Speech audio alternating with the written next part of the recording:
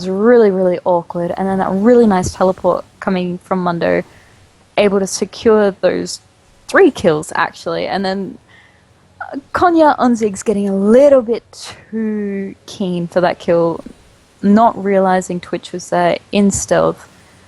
And he was just able to ambush him, taking tower, obviously, with only 35 armor is not really the best thing you want to do as a caster, or as anyone for that fact. Morgana and Ziggs about to pick up their respective blue buffs. Ziggs picks it up finally. But yeah, they'll be just spamming trades out in the mid lane. Morgana was able to roam down and get herself an assist. Mondo stole the kill away from her. Mondo's now 2-0-2 compared to Olaf right now. Yeah, he's definitely taken a bit of a lead. He's taken advantage of that Mundo not being there. Ziggs throwing out that Venomous cast, not going to engage any further. He does have that ultimate available, so waiting for Annie to get level 6, and then I feel like she is just going to flash Tibbers them with that spray and play. No, stun being used on Lucian, not doing really huge amounts of damage. Vi is here as well. Now, Annie doesn't quite have her sweeping lens available. Vi has the warding totem, so there'll be no clearing of this ward in the side lane bush for, efficiency.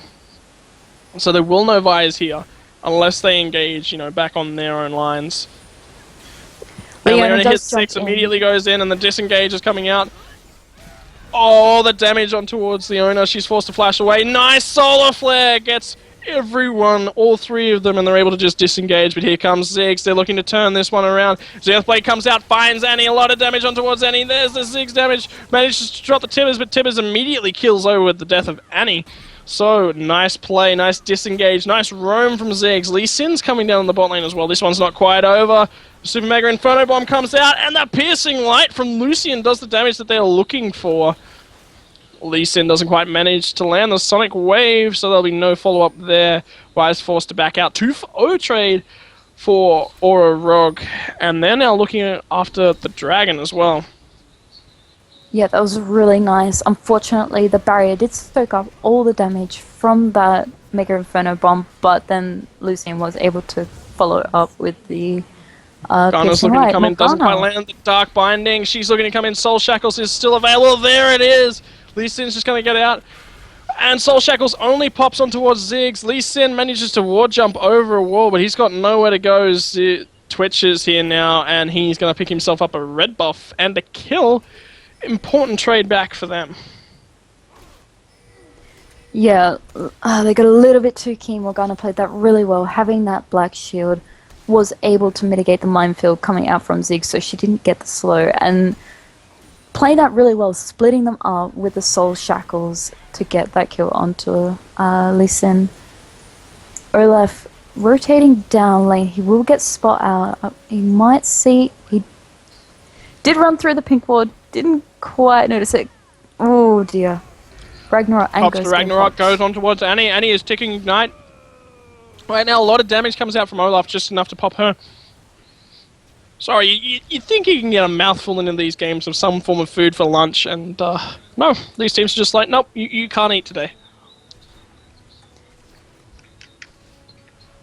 Yes. That Annie was not long for the world after that assault.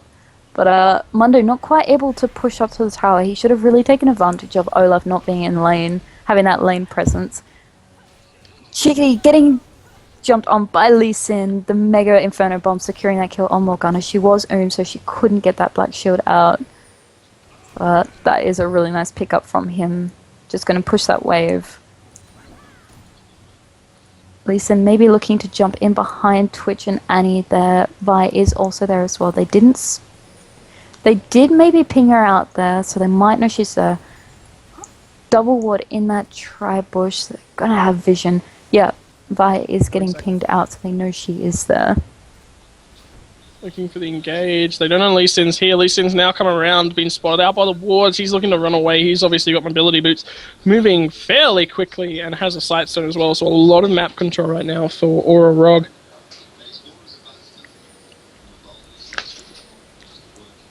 Just looking. Lee Sin's still here. He's still looking to make this gank go on. You were saying something? Oh, it's just going to be a 3v3 down in that bot lane. Assault and Battery is up for Vi. She will probably look to jump onto Lucian if he's not careful.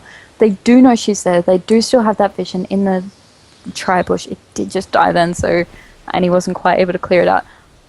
I don't know if they saw the ward die there or not, so Blue still think that Purple have no idea that Vi is there.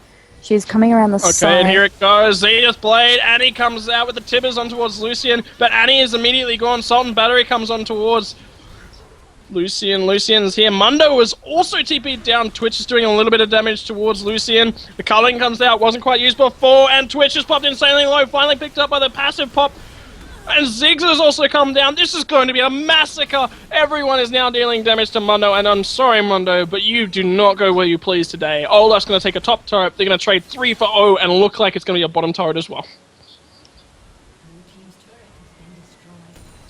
The Mega Bomb taking out Morgana's minions there, so she couldn't quite do more damage to that tower. And Olaf just pushing down that lane. He's going to push out this wave, probably go back and buy Finny. He does have that Spirit Visage, probably going to work into either a Randuin's or a Spirit Visage next, as we see, which is very popular on these current Bruiser top lanes. Olaf's looking to steal away a blue buff as well, if he can carefully work this one out and block the Dark Binding to come out. Morgana doesn't quite land, so now she hasn't got burst, she's only got sustained damage, but Olaf realizes something's up and backs out as Mondo arrives to the fight. Yeah, wasn't quite able to get that. He might, no, not quite able to steal it with an undertow. Good try though. That Mundo helping to kind of get rid of Olaf away from that blue. Morgana really needs it. So good work on kind of securing that blue for her. Ziggs pushing in the mid lane. Tower is below half health, so Ziggs is probably going to really look to push hard onto that, try and get another tower for them. Purple is 2 towers up to blue. They're at 6 kills and about 5.5k gold, so they are definitely in the lead at the moment as far as statistics are concerned. CS, only Morgana is ahead in CS, even in jungle, unless of course you count Annie, who would have been taking CS with that Target's Embrace to split the gold as well as healing Twitch. Yeah, so some map rotations coming out right now. Olaf has finally gone base. He's managed to pick himself up a Spirit Visage. He's getting quite tanky already. A lot of sustain actually coming out from his Vicious Strikes, it is. Always lose that one, but coming down onto Annie there. Annie gets removed from the game. She was not along for the world there, getting caught out by Leona and Lee Sin. Now Twitch has got to be careful there. Ambush being used. And he's able to run away. Does jump out, but relentless pursuit over the wall, getting spot by Lucian. Here comes Ziggs, Bouncing Bomb, Hextech Minefield, and Piercing Light. Insane amounts of damage, and that is 1 health bar less Twitch. Dragon now obviously having spawned. Perfect time to pick up a couple of kills so you can pick yourself up a free dragon, get yourself some gold, go back to buy some nice refreshments for you and your team. Oh, Dark Binding almost taking that dragon, although a nice smite coming out from Lee Sin to stop that from happening. Dark Binding and Tormented Soil on Ziggs. Not doing much damage. Let's have a look. She's built that Athene's Unholy Grail first, so she's not able to safely get into team fights and use that Soul Shackle because she doesn't have the Zhonya's, but it does help with mana and cooldown, so she can constantly spam out the Black Shield and the Dark Binding. And Tower getting taken down in the mid lane. Leona comes in, Zenith Blade, and just the Zig Super Mega Inferno Bomb, and he manages to land a really nice Tibbers in the back. Lee Sin has kicked out Vi, doesn't quite do enough damage to kill her, and no, there's the Solar Flare to come out from Leona. Lots of damage from the purple team. They're just doing insane amounts. Sorry, Zenith Blade, Shield of Daybreak, Super Mega Inferno Bomb just deletes Annie from the game. Yeah, not even able to get that exhaust happening. Mundo joined the fight a little bit too late, so it was a 4v5 there. Rogue doing a really good job rotating where they needed to. And now heading back to that top lane, going to push out the minions again, does not want to give blue side any towers. Though they are pushing in the mid lane, the purple side are rotating down into that mid lane, going to try and stop this. Twitch will probably do a lot of damage to it with the Mundo and his Masticism. No, Lucian just getting there in time. He's looking for the engage. Here comes the Zenith Blade. Lands onto one's Mundo. Mundo gets shielded Daybreak as well as the defensive stats come out from Leona. Also landing. Sorry, I keep missing that one. Eclipse is the one that comes out, giving her the bonus resistance. As Eclipse has popped again, she's looking for the Zenith Blade. Doesn't quite catch it on towards Morgana. Morgana lands a nice Dark Binding on towards Lee Sin, and that's the end of that play. But a lot of warding out. Sonic Wave comes out from Lee Sin. Annie's hit, takes a Bouncing Bomb as well. They're just trading well, they're sieging well, they're, forcing stuff that their opponents can't. Right now is Aura Rogue. Yeah, just constantly keeping up pressure. They're playing so smart, not giving blue side anything. They're not giving them an inch of room. They were able to first finally get the mid tower after that engage whilst purple were backing, but that's been the only thing that they've been able to get. Purple side has taken double dragon. Oh, Zenith Blade on towards Leona. Super Mega and Photobomb, and Annie is nowhere near the health she needs to get in. Son Battery comes on towards Rogue, and he is just forced to back out. Lucian, nice Zenith Blade, stun combo. Vi is finally popped by Olaf, but it is 4v1 on this Mundo. He can't quite do anything. The Dark Binding doesn't quite land. Finally popped by Ziggs. Ziggs pops the Spray and Pray. Zenith Blade comes in. He is just burst down instantly. Manages to pick up Lucian as Solace. But he stealthed up. He got out. He's looking to run away right now. He's not the safest. Oh, Zenith Blade barely misses. Olaf so not quite able to catch him as he's running away again. Oh, that was very close. That crit coming out from Twitch. They're securing the kill on Lucian along with the expunge. Just destroyed him. Lucian did a lot of damage, but unfortunately couldn't quite get through the spray and play and crit damage from the Cloak of Agility. But Aura Rogue is actually just able to do enough damage to force their opponents to disengage, pick up a couple of kills. That last fight didn't quite go, I think, as they wanted it to, because I feel like they just wanted to disengage from that fight rather than have Leona re-engage towards Twitch and just take a turret, because they had 5 people still alive, they didn't really want to lose any. They were all about the health bars and taking turrets. So now Mundo's managed to push up the top lane. Olaf's going to have to go up there, deal with that. Twitch has pushed up the bot lane. So now they've got to do all this pushing again before they can come back and try and regroup and force another fight. Or they try for a Baron. But Leona, top lane, Shield of Daybreak comes out. Eclipse is now popped. She's looking maybe a Zenith Blade. Zenith Blade lands, keeping Lord Matt in place. He's forced to burn. Sadism trying to get away. Lucian doing a lot of damage. He has red buff as well. Solar Flare comes out. Lord Matt, you are not long for this world, son. And there it is. Finally, Lucian picks up the kill. Immediately pings on towards Baron. Aura Rogue think they can do this one. Already DPSing it. It's lost a quarter of its health bar. Morgana's going to be looking for an engage here from around the side, though. She still doesn't have that Sonya, so she's going to have to be a little bit careful. Baron getting taken down to 2/3 health. Sorry, 1/3 health. Twitch comes in. Here comes the fight. Tibbers dropped immediately onto Arrow. Chicken Eye goes for something.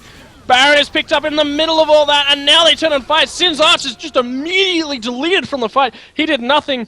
Super Mega Inferno Bomb was nice cover, and Axe lands on towards Chicken Eye. The culling as well, doing a lot of damage. Soul Shackles will not fully channel because he is a dead man, and now the push onto the mid lane. That was a really nice try from the Annie with that Tibbers coming out, not quite able to do enough damage. She hasn't got the AP, so Tibbers doesn't do much damage, and the Incinerate just kind of tickled everyone there. But Morgana, not having that Zhonya's, I feel like this is a pinnacle thing in both the games that we've seen them. Neither Morgana's got them, got the Zhonya's. Last game we did see Morgana get its second item, but it was a bit too late into the game. They'd already fallen behind so far that she couldn't make enough of an impact, and as soon as she went in, she was dead. She didn't even get time to do her ult Zonya combo. So I don't know. I don't quite agree with the Holy Grail pickup over Zonya's. So Baron up, or a Rogue looking to just take down turrets. Blue team finally managed to get a second turret of the game in the bot lane after picking up that mid one earlier. But Rogue probably just going to back up here at the moment. They're all sitting on juicy amounts of gold. Yes, because Ziggs has 2k. Lucian finally backs on 2.6k he had just before he based. Olaf also at 1800 gold, so they probably need to back and just pick up these item advantages. They are 15k ahead. They don't want to make that 15k ahead, but only, 3 or 4k in items. But Olaf gets a nice combo on a Sinzart. Sinzart's popped a little bit low. Wins, and then the owner gets Dark Binded up, and he can't do a hell of a lot. They're still looking for players. They're not done with this. They don't care about the gold that's sitting in their pockets. Right now, they know they've got an advantage. They have this Baron buff, and they want to use it to the full extent.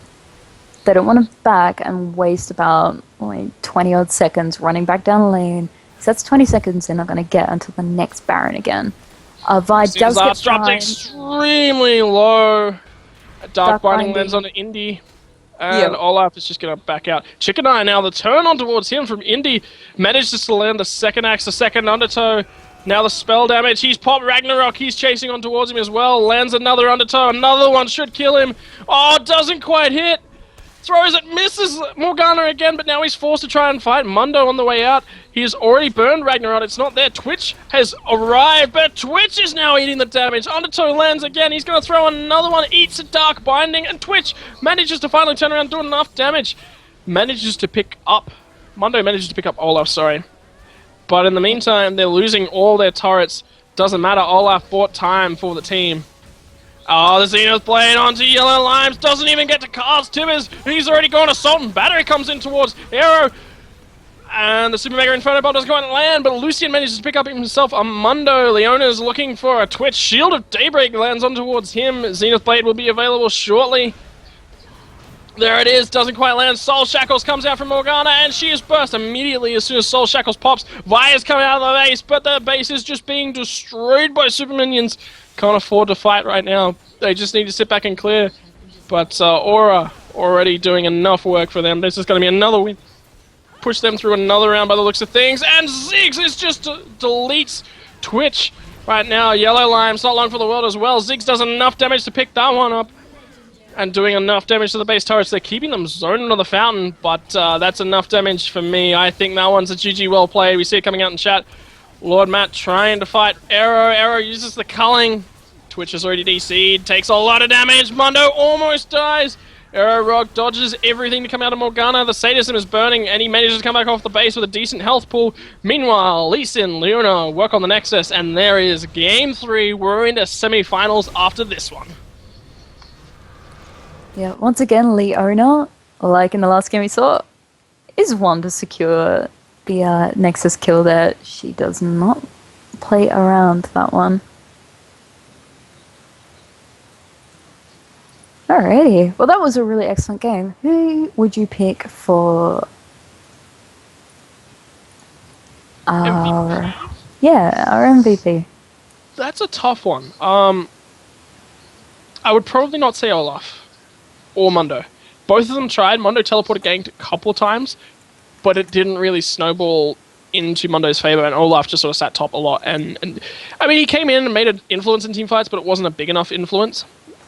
But for me, it's probably going to be Lee Sin or Leona, just because the amount of pressure they created. And, even from behind, Twitch had a couple of kills, got up a little bit early, and they just managed to come down in the bot lane and get Lucian going as well. Yeah, he's done very, very well. Olaf did really well controlling his lane, constantly pushing it out. Mundo just was never able to get to the tower, do enough damage to even bring it down to half health. So not only was he rotating well, he was clearing his own lane well, he was running in through the team like an Olaf should, and just doing so very well. Leona, apart from that one jump out on Twitch, I feel did a really good job in her position. There was just that one little kind of a misplay where I think she thought that they could do just enough damage, but unfortunately Twitch did get that really nice crit off and was able to take down Lucian. So Leona doing really, really well. Ziggs, of course, only died once, so congrats to Ziggs. I think it was 10-1-12. I don't have the thing up anymore. 10-1-13, so almost. 10-1-13. Damn. Well, yeah, so all around, Aura did really good. I have to admit, I do like the Olaf. I think Olaf, for me, was MVP. Just that roaming, that pushing, the overall disruptiveness that he brought to the team. Really, really well played. Alright, so we're grouping up into the next game. Looks like potentially could be another Aura Rock game. Interested to see who their opponents are actually going to be, unless Center 8's got different ideas for us. Duo Esports Pocket Dragons is apparently still running. So at the moment, what we've got is 2 semi-finalists and no one for them to verse because they're at opposite ends of the bracket.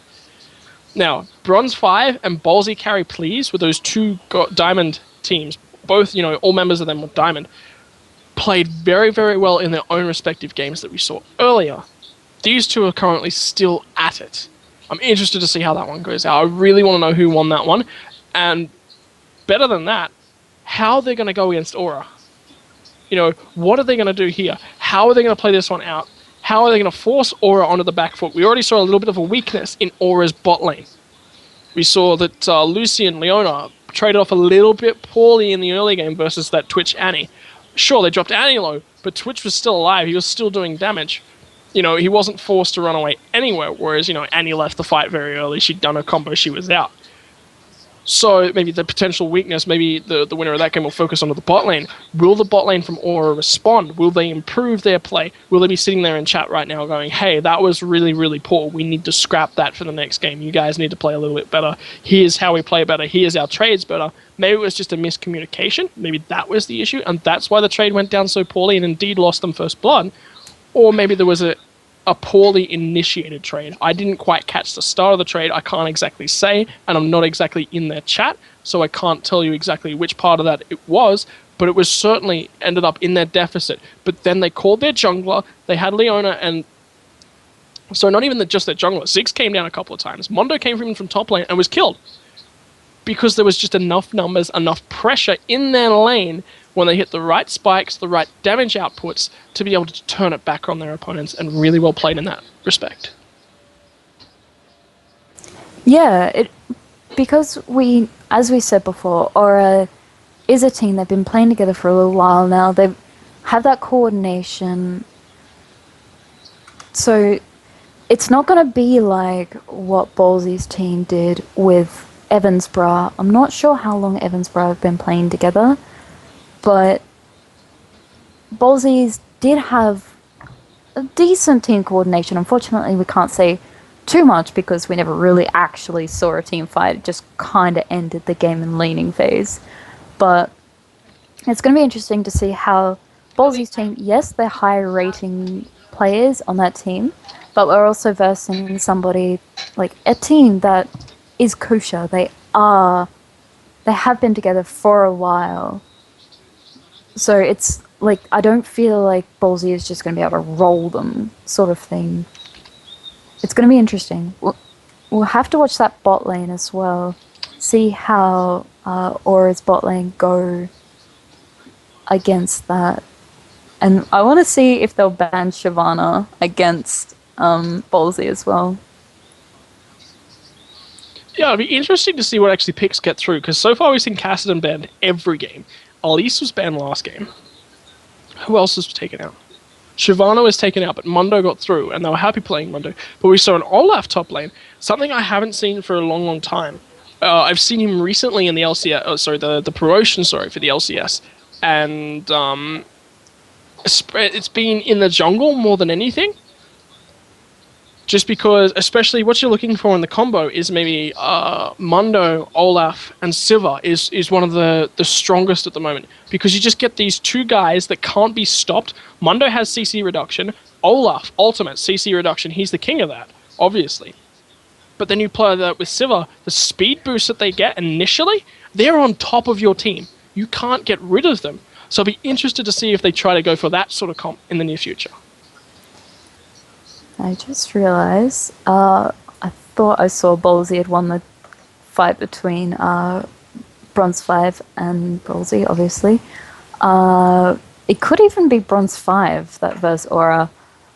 That would also be a really interesting game because we just saw Bronze 5 did really well as well. Their team fights were spot on. Apart from one time, they were pretty spot on. So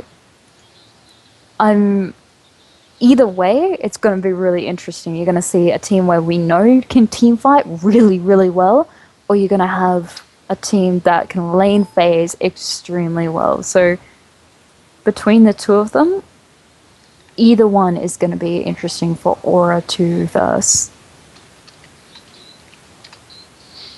Alright, so just coming through, we will be spectating the other game of the round. So the winner of Duo Esports and Pocket Dragons up against Zong Guo Di will be playing... Yeah, so Duo Esports, Pocket Dragons. Sorry, winner of that. Yep, okay, I said it right.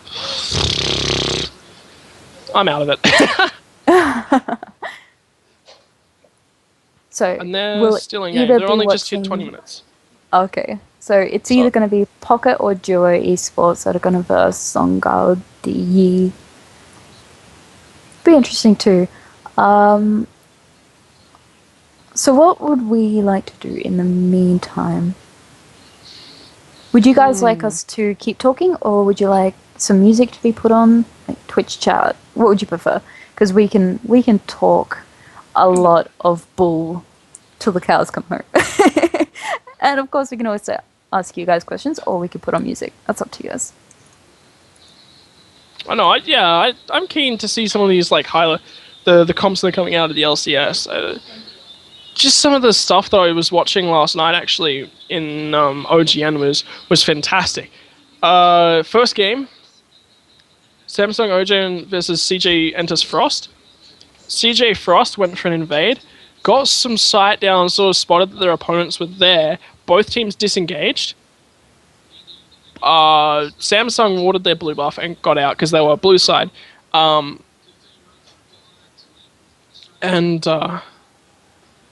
What happened was CJ disengaged, had Thresh camp in the mid lane, helped their jungler Mundo. Was it Mundo jungle? I can't quite remember now. No, it was Mundo top lane, and their jungler might have been a Fi. Anyway, I can't quite remember off the top of my head. Anyway, Thresh camps mid lane, and so what happened was they did a 2-minute 30 dragon. As soon as it spawned, Mondo went back and around to bot lane. They'd lane swapped. Thresh coming to top lane. He was level 1 when Lucian was level 4, which was his lane partner, but they got a dragon. What they traded up for was a little bit of early map pressure for that, and indeed, against Caitlyn Leona in the bot lane, they lost their turret. Then I think Mondo might have died as well. They thought he would have been fine, and they just, they killed him, took the turret, and just kept pushing. What the comp was looking for, it was Kha'Zix jungle, sorry. My bad. It was a Kha'Zix jungle. Kha'Zix jungle, Mundo, and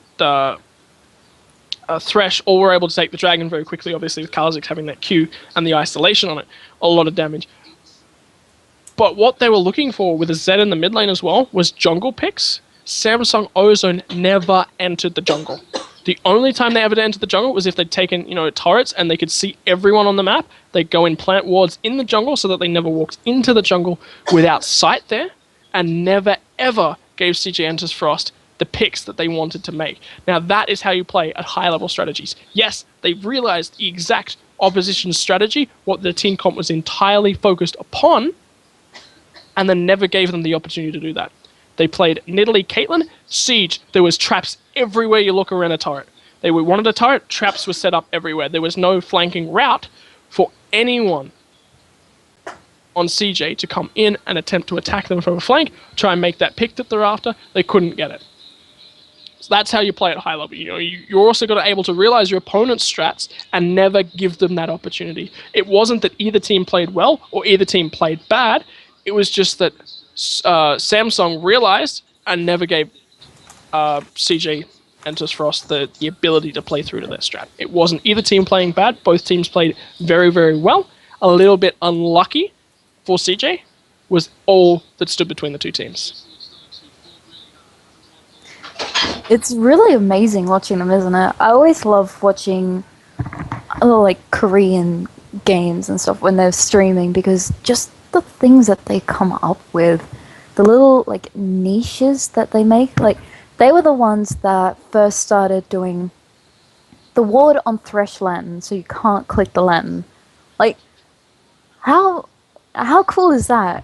One person was like, right, I wonder if this would work. How can we stop people from taking the lantern? Let's put a ward on it so you can't click it. Like, just little things like that. That's really, really cool. But, I don't know. It's fascinating watching everyone. Alright, who's got questions for us? We want to answer your questions whilst we're sitting here waiting.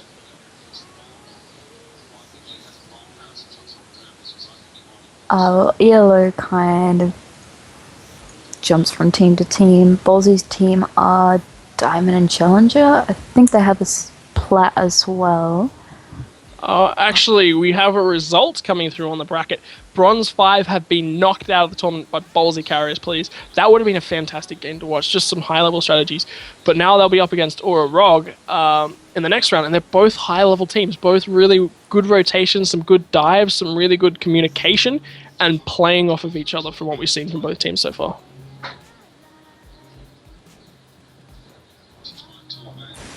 Apparently your account has been suspended, Zenerate.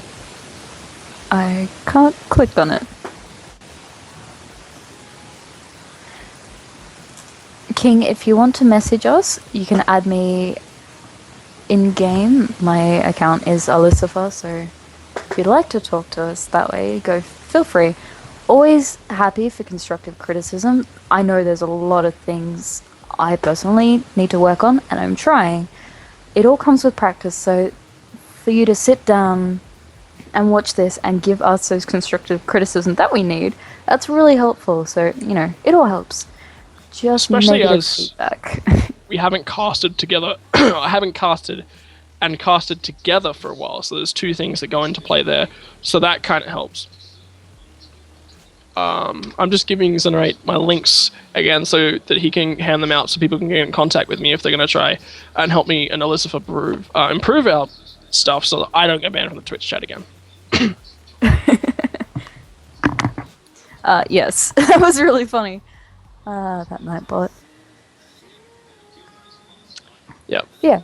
So, Nightbot constructive criticism. If you have any questions, feel free to tweet them to Zenerate. We're happy to answer them there. Probably a little bit easier to answer them that way because Twitch chat and the stream that you guys are watching has a bit of a delay, so we could just be sitting here in silence waiting for the question, and then you guys will get the answer 20 seconds later. But yes. Alright, so sitting around, we've got 40 people to play with. What can we do with 40 people? Do we have any giveaways at all? I'm not 100% sure. I will give away my happiness to somebody if they post me a nice joke in the chat. Let's tell jokes. Let's tell jokes. Oh, yes, my favorite portion of the day, telling jokes. Oh, I love dad jokes. They're my favorite. Dad jokes are amazing. I love them. Well, let's start with a league one, hey? Yorick walks into the bar. There is no counter. Oh, that's amazing. That's amazing. Alright, oof, I can't think of one. No, I can't think of any. Sorry, let's go. Has anyone seen the Freak Champion Spotlight, the tons of damage dealer? Oh my god, and Suzanne. The Suzanne Spotlight. It was amazing. Oh, Susan Spotlight. That was, I believe, last time we were here on this channel, actually.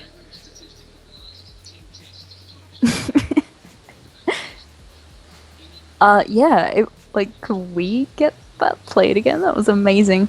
Alright, here's a question. Can I ask what ADC you think is heaps strong at the moment? Totally sick, bro. At the moment, well, you have Jinx and Lucian, who are both niche and very, very strong at the moment. So I don't know which one would be stronger than the other. Depending on their support, if Lucian has a real bursty support, they will decimate. If Jinx has a CC support, they will decimate. Jinx and Leona work really, really well together. Annie and Lucian work really, really well together. So it depends on the one that has the better support as far as melding together will win out of those two. That's my thought. Yeah, I mean, we saw Lucian and Leona in the last game, and how bursty it was, especially after Lucian got those levels. He got all three abilities, especially, is when he gets strong. It's up to you as a Lucian. You can either pick to get all three, so you're doing both auto attacks, so you can take to another point in Q.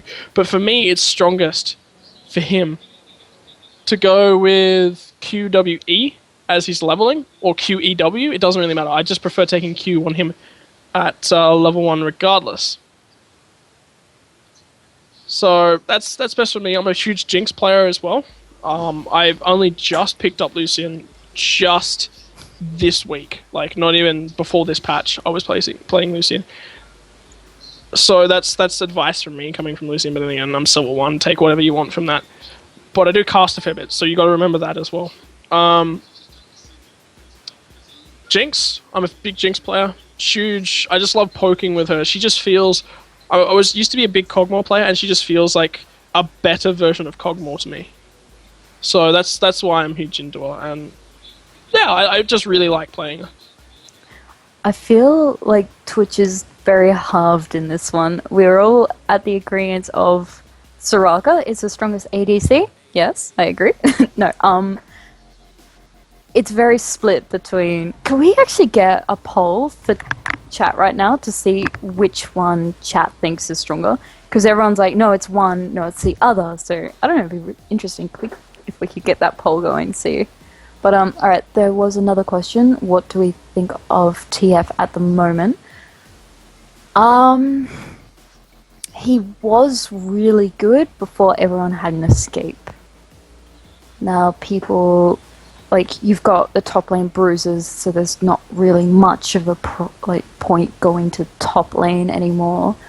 And bot lane just generally has so much escape at the moment, with both Jinx having her chompers, so you don't want to ult into chompers, Lucian having the relentless pursuit to just get away, and then you have your supports where you have your caster supports, which can get away with doing a lot of upfront damage, or you have your really tanky supports, which don't care if there's a TF there. They're going to either stun you or soak up all the damage. So TF is kind of fallen out at the moment as far as relevance is concerned. I mean, if you have coordination, you can still do well, but there are better choices at the moment.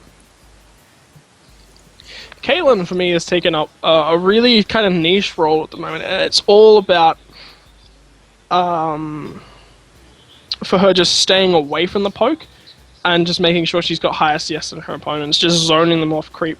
Whereas the other ones kind of like to get up front and personal. I'm into my long-ranged AD carries, really. So I was big into Caitlyn, big into Kog'Maw, big into Jinx, big into Twitch. Those sorts of things are all what I play. And I'm an AD carry main as well. So, you know, even though I'm in Silver 1, whatever you want to take from that, take from that. Whatever you don't want to take from that, take from that. Whatever. I don't care. But yeah, Caitlyn's just really niche role that she kind of can win or she can't win based off jungle pressure for me. jungle pressure is really where it all comes about. I mean, if you get something picked that's more like an Ezreal, she does even better again. Because she does what Ezreal does, but zones him off creeps. You know, she can poke with that long-range Q.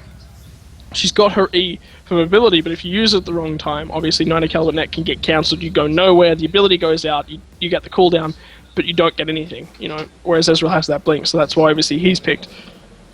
But she just seems to do everything greater than him. She's longer range, so she can poke more often. She doesn't have to use mana to poke.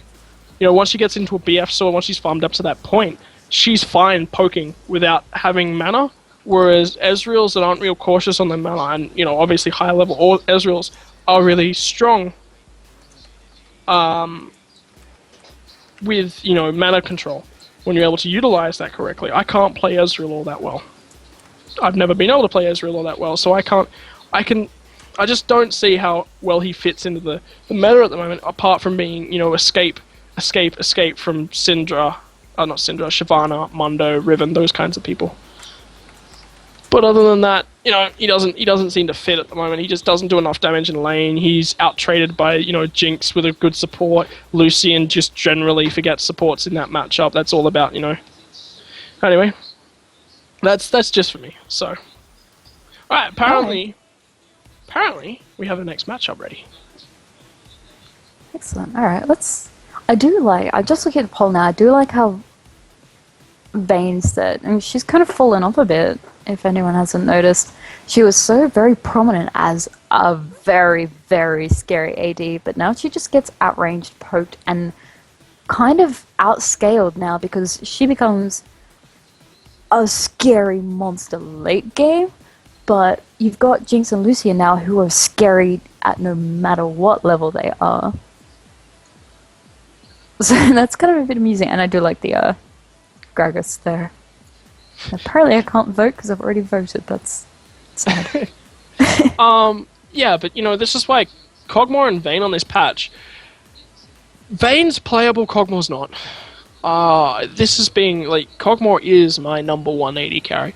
And I really hate where he's at the moment. And it's not from anything they've done to him. They haven't touched him in forever. It's what they've done with everyone else. So you've got Caitlyn, Lucian, and Jinx there that are the three top for me right now. Lucian was just nerfed. Obviously, the range on his piercing light's a bit shorter. It's not hitting as far away. Good. You know, that helps with dealing with his lane poke a little bit better. But still, you know, Kog'Maw's got to get to that phase. If he doesn't get through those first 4 levels safely, forget the rest of the game for him. You're looking at 35 minutes before you've got an AD carry that's on par with the enemy teams. You know, it's just, and Vayne's similar, you know, if she doesn't get through that first 6 point safely, she's boned, because then she's just zoned for the rest of the game. You know, she can't get onto that creep line, she can't get her CS going. And that's just the way it rolls, you know, there's not a lot she can do.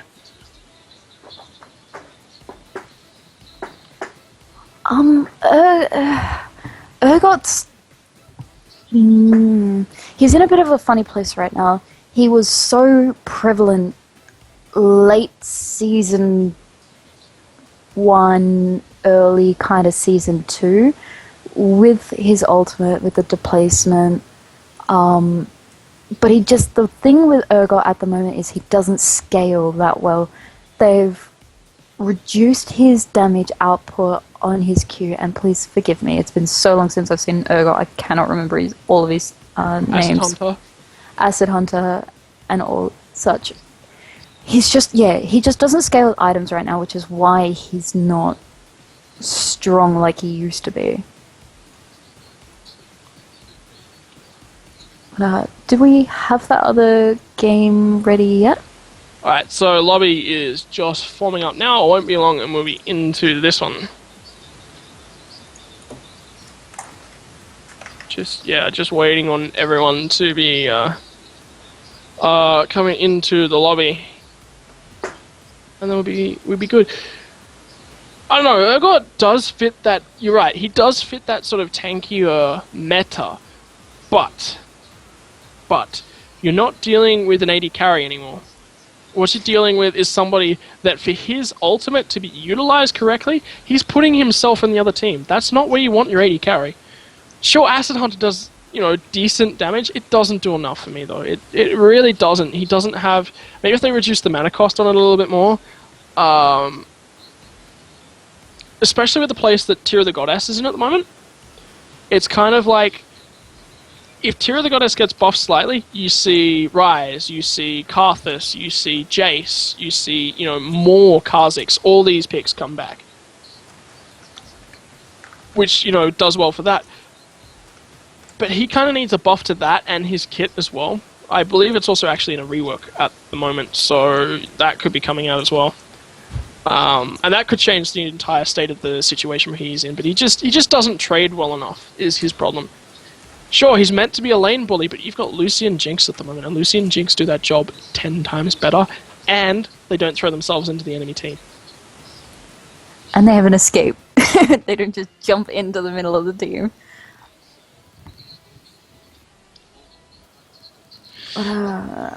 Yeah, well, look, if you like playing him and if he's working for you, then maybe you have that right niche that makes it work.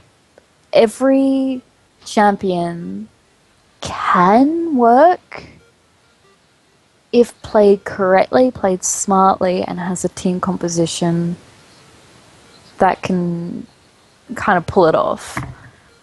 It's just there are champions out there that do other champions' jobs, but better and safer and more effectively, which is why you don't see Urgot anymore. Yeah. I mean, in that phase where, especially, you got to think about as well the place that Caitlyn is currently in. Urgot can't do anything versus Caitlyn. He really, really can't. She just pokes him down every time, backs up, pilts over Peacemaker, 90 caliber net. You aren't doing anything to me. And he just says that, you're not going to be able to do this. No, no, no. And Urgot's then in a tough place. What is he, CS? Well, Caitlyn's going to trade with him whenever he goes up to CS. What are you going to do? You're going to try and trade? Well, Caitlyn's just going to disengage and trade back with you anyway. So, if I ever see an Urgot, insta-pick Caitlyn. It's not even thought about. It's just an easy pick with the strength of Caitlyn's kit right now. Like, it's not even a thought to what the kits are about. Even Ashe works well against Urgot. And she still has teamfight presence. She has Kite. She just kites better than him. Does nice damage, crits occasionally as well.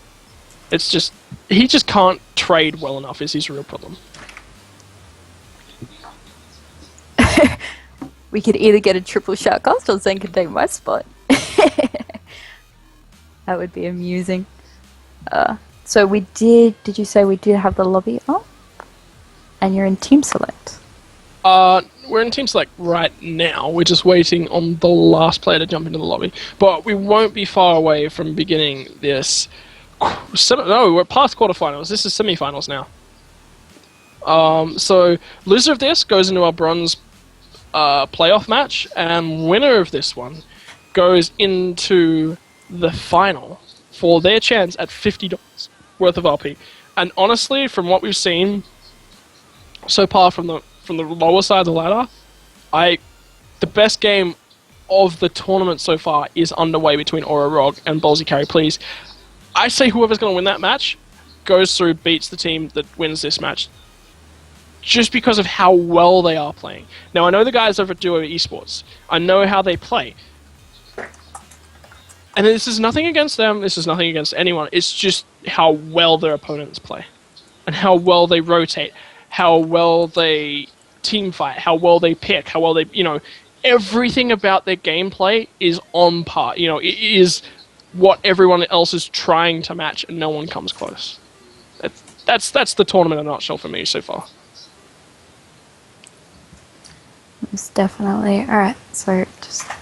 This stream still hasn't got anything yet. Hopefully we can get that up soon so we'll be able to join you in watching what's going on instead of just watching the overlay. Just a reminder, guys, sorry that I keep repeating myself, but it needs to be done. I am watching with you guys on stream because Zen is the one streaming this, so there's not enough spectator spots. So I'll be handing it over to Rank to talk about what is happening until we catch up on the stream. So, Oh no, Champion Select for you has just started. Here we go. Another exciting game to get us underway. Yasuo, the first ban to go out. Interestingly enough, we haven't seen a Yasuo pick or ban before now. I was interested. He's in a funny spot. Comboed with the right champions, he's brutal. But the right champions for him aren't really as strong as he needs them to be on this patch. We see a few changes next patch. We see maybe Janna suddenly come in strong because other supports have been nerfed. Maybe Leona's nerfed a little bit. Annie has to be nerfed a little bit. But the trouble is with her as well, and Annie's indeed banned out as a second ban, is you nerf her, and you're nerfing her from both a mage and a support ratio. You know, you're not just nerfing her in one role. She's no longer seen at higher level play in mid lane. She's seen only in support. And whilst, you know, she's okay as a mage, she's not fantastic, whereas other mages are fantastic.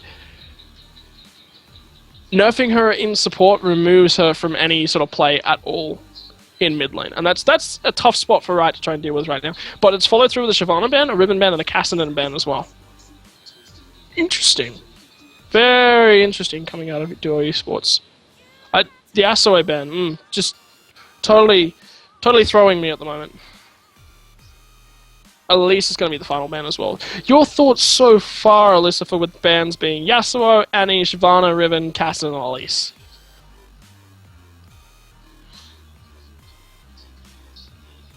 Appears we may have lost Alyssa for briefly. oh Okay. no, sorry, I'm here. Alright, we do see that Shyvana ban coming out in a sec. Let me make it bigger so I can actually see. Yeah, so Elise's ban, like we saw last game, a Riven ban, the Shyvana and Cassidy every single game. But so Shyvana was really strong. We saw that pretty much winning every single game but the first one. Even though she didn't win the game, she still did really well in her lane. Jinx being picked up first. Darius kind of being hovered over at the moment. It's been switched to a Renekton and locked in, actually. Well, there we go. We see the Crocodile up in that top lane. Sorry. Is very strong at the moment. There's not much that really counters Bunny is him at the moment. He's just very sustained damage, just become like this big tanky beast. He doesn't need damage items to do damage as per se. So really strong at the moment. Not 100% sure what Quincy Hong's doing right now, hovering over Lulu and Tarek, maybe even Thresh. But we do see the Thresh pick up. So once again, another strong pickup now. He's still up there with one of the strongest supports at the moment. Not the strongest anymore, but it's Swiffer that is the mid lane for I am not Swiper. Swiper is the top lane. Sorry about that. But yeah, so strong and a good champion to take away from Asgamma's support, because Jinx with the death sentence hook into Chompers is not a fun thing to be. Yeah, so it's picked up. Ooh. And now this is something I was talking about earlier, actually. So Gragas, Vi locked in for Duo Esports.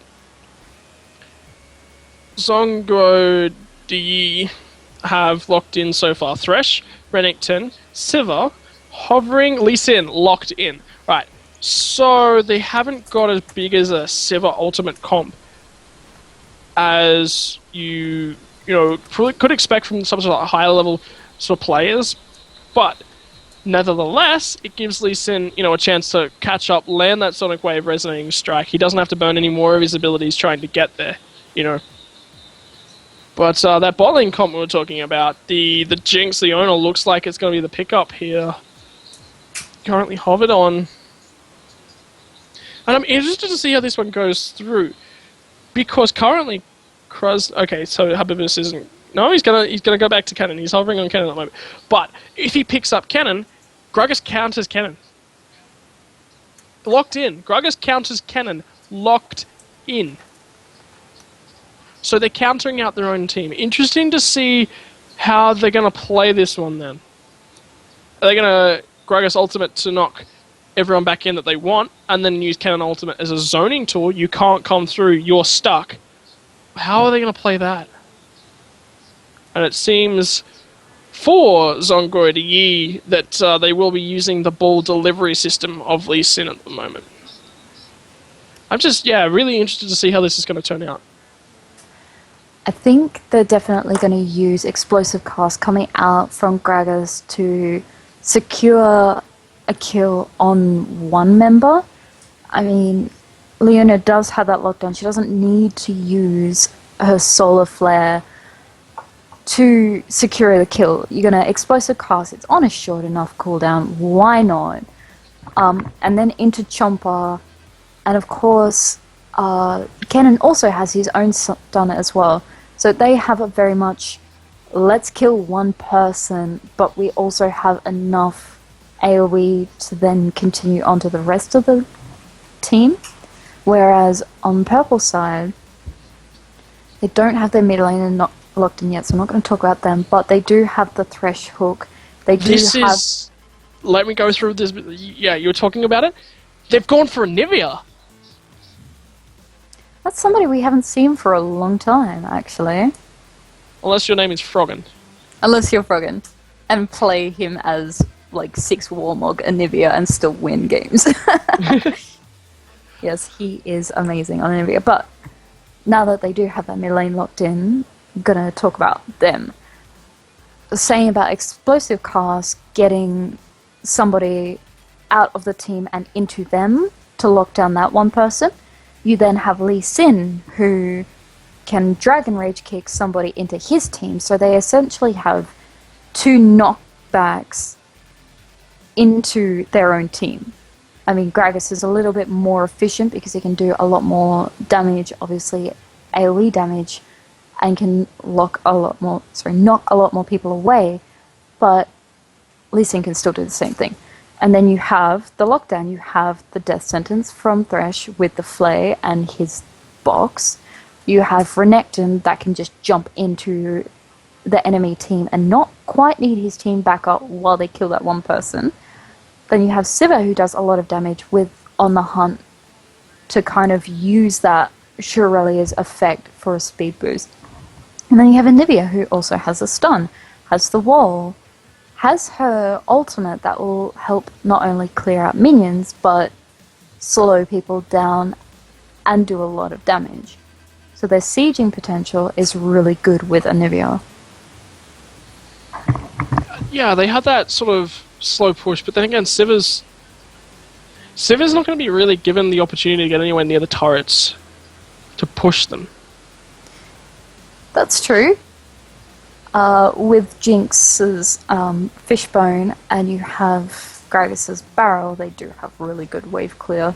So as well as the threat, like the potential for Leona to just go, okay, you're up near the turret, fine, you're dying now. And just delete Sivir. It's... she can't really get into that position to siege correctly.